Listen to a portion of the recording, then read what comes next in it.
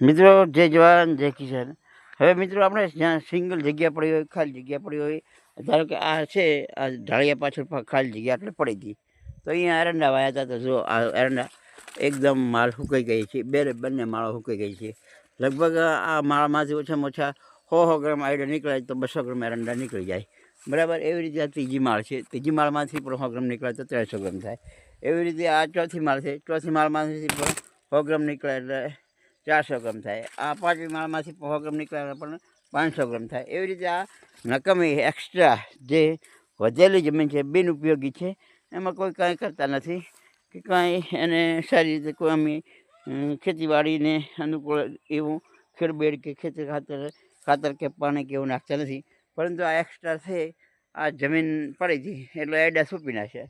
એડા સૂપ્યા એટલે આમાંથી મૂળ ગરખર કે દાઢી કરે એવું કે કોઈ છોકરાને ગોળિયા પાણી એવું આવે ને એવું થાય ઉનાળે પૂરતું. બસ બીજું લાભો આમાંથી કે બંગલા ના બંધાય કે કંઈ એવી ફેક્ટરીઓ ન થવાય. એટલે મિત્રો આ વિડીયોમાં આપ બન્યા રહેશો. આપને આ વિડીયો ખૂબ જ સારો લાગશે, સુંદર લાગશે. સામે પણ દેખો, પણ અહીંયા પણ મારા સારી દેખાય છે. તો મિત્રો આ વિડીયો આપને ખૂબ જ સારો લાગશે એવી મારી આશા છે. જય વંદે માતરમ, જય ગરુ ગુજરાત.